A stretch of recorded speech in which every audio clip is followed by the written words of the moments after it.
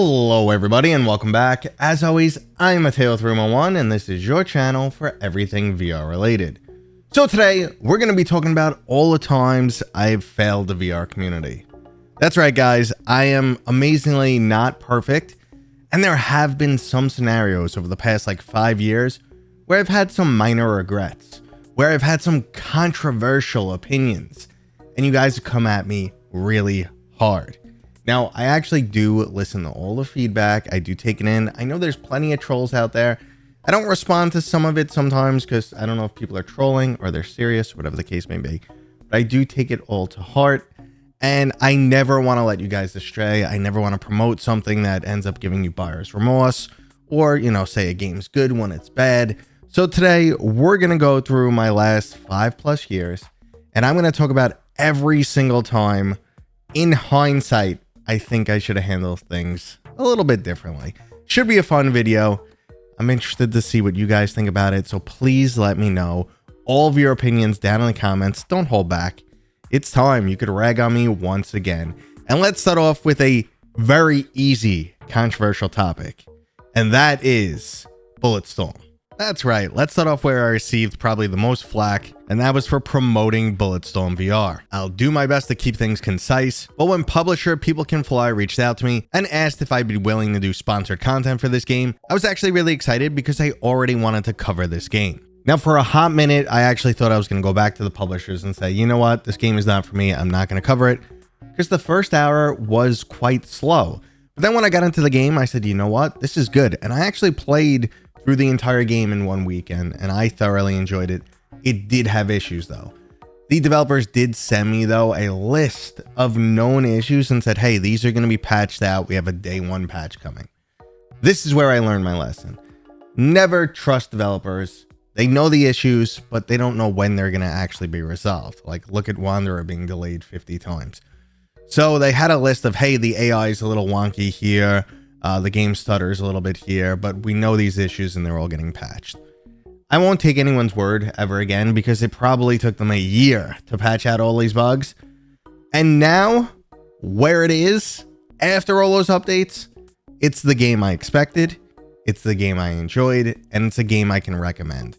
But yes, when the game released, it was very buggy, and my mistake, my failure to the community was taking the developer's word that they would have these bugs resolved by a certain time, which it took them way longer. But I am happy that they did get around and resolve all the issues, and I do think it's a solid game. I will die on that hill. But I will definitely concede when it comes to our next title, Altair Breaker. If you're not familiar with this game, it was a 4-person co-op anime-style RPG game, which actually delivered an amazing first impression. I jumped into the title with SoulFox, Techman, and Alex VR, and we played for about 2 to 3 hours, and we had a ton of fun.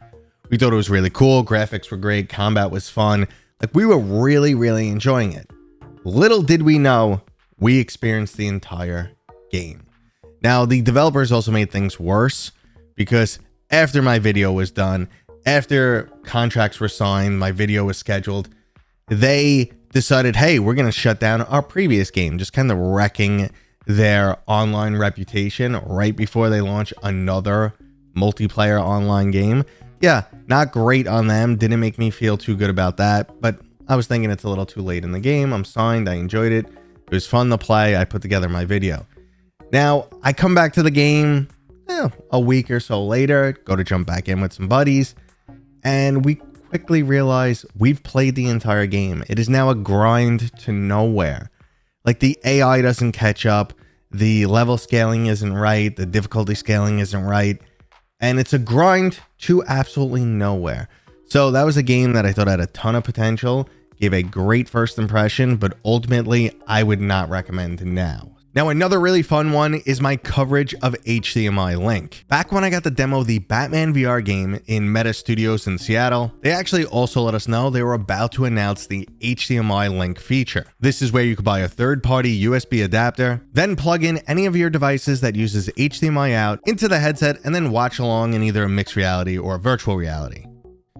Now, where the storyline goes sideways and I failed you guys, no, this is just a controversial topic, is I took just a 60-second clip from me covering this feature and put it into YouTube Shorts. And I now have about 400 to 500,000 people coming to tell me I'm an absolute moron because I don't understand the use cases of this device. Now, about half those people are saying, no, you're confusing HDMI in with HDMI out, because about 6 months after I posted that video, Meta also introduced some new output so you could watch gameplay. That's totally different. HDMI Link is headset, third-party adapter, HDMI cable, watch inside the headset. Regardless, how I edited my clip is a failure to you guys because there's no context. It starts in the middle, doesn't break everything down. The real explanation is I didn't think it was a practical solution because 95% of what this third-party adapter does, you could do for free over Wi-Fi. And personally, my Wi-Fi experience has actually been better than these third-party adapters. If you go on the Meta store page and look it up, this device or this application has a terrible review score. It's 3 or under, which when it comes to the Meta store is horrible. Also, it stopped working in version 74. I confirmed that for myself. My third-party adapter doesn't work anymore. I don't know if other ones do or if they fixed it, but mine still doesn't work. So it was just an impractical device. You have to pay for stuff when you could do this stuff for free. It's very just inconvenient. Are you actually gonna run a giant HDMI cable from your PlayStation every time you want to play and then sit near the PlayStation and then be on a clock waiting for your Quest battery to go dead? You're gonna unhook your TV every time. It's just super unpractical to me. There is a niche use case, and obviously the best use case that everyone said was flying drones, which is cool as hell. That's if yours still works in V74. And on top of that, there is a delay. It's literally the first thing the developer said when they showcased it to me. They go, oh, there's a little delay. For me, the delay is honestly worse than my Wi-Fi experience and not suitable for flat gaming. Another thing was everyone said, how do you not see this? This is compression, lagless PC VR. It doesn't work for VR. So my only failure is how I edited my short clip. And the real failure is you guys not knowing how it works. And every time I explain to someone how it actually works and why it's not good, they either just get quiet or apologize to me. So at least I appreciate that. All right, let's move on. Now the topics are getting even spicier, and you guys know that I absolutely have to talk about the PlayStation VR 2. All right, this is going to be a fun one. The PlayStation VR 2. I know you guys get so mad at me when I talk about it, but I just always expected more from Sony or wanted much more of a commitment. You know, we got one AA like product, not even a full AAA game. Horizon was great. Listen, I do like the PlayStation VR 2. I think it has its pros and its cons. I don't want to spend time on that. What I do want to say is my one failing to you guys when discussing everything that's going on with the PlayStation VR 2, I forgot a crucial element, which is development time. I was sitting there telling you guys for a while, developers are pulling out of the PlayStation VR 2. Sony's not doing much for it anymore. They're stopping production, yada, yada, yada. So I'm like, we're really not going to see any more games for the PlayStation VR 2. We're not going to see AAA games. We're not going to see big exclusives. But I forgot that there was tons of games that were already like a year or a year plus in development. So I totally forgot that we would probably see a nice bunch of releases this year before it pretty much drops off a cliff.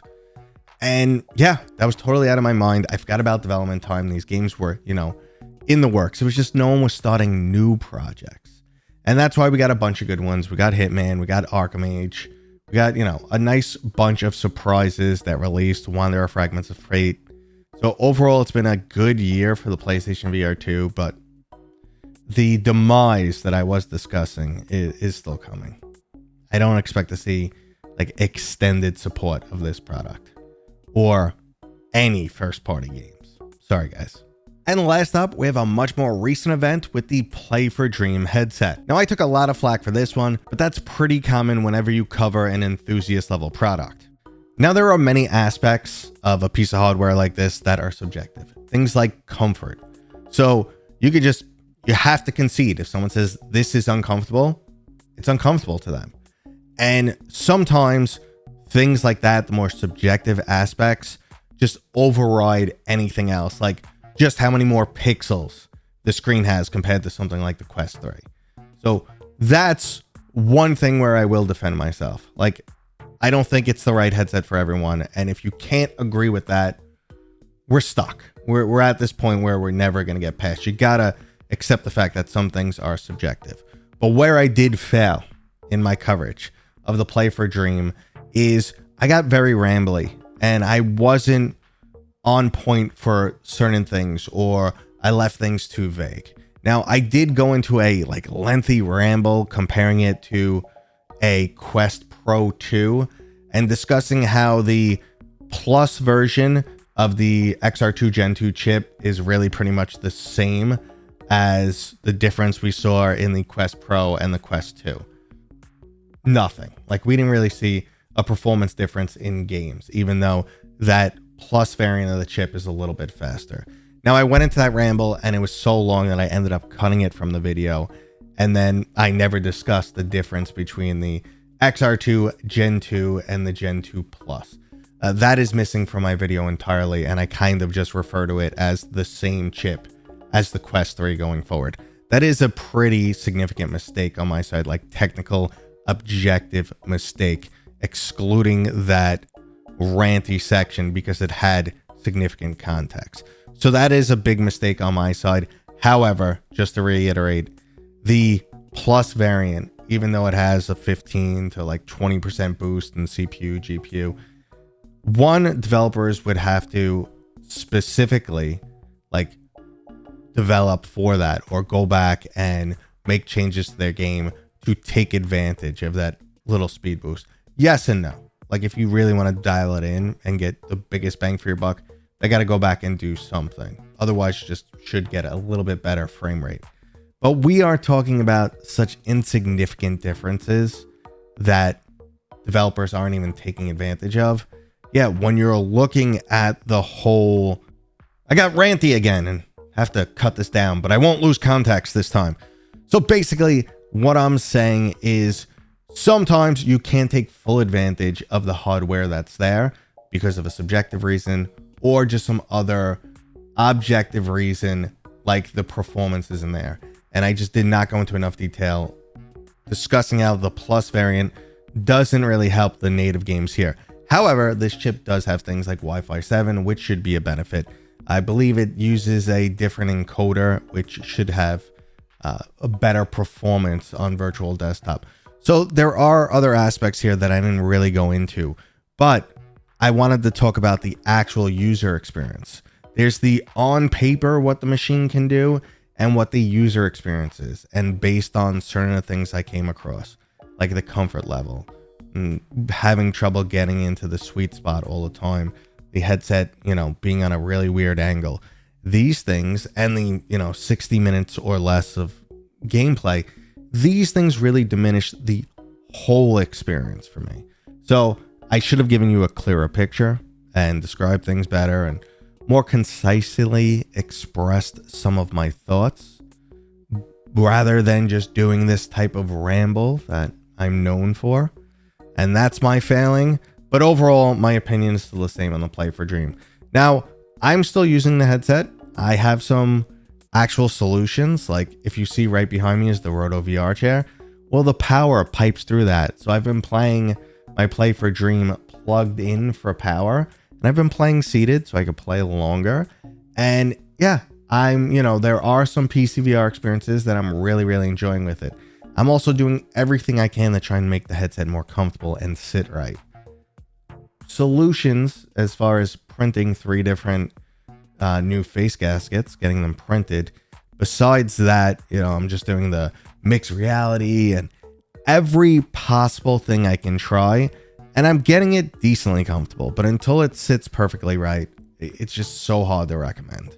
And that was today's video, my failings.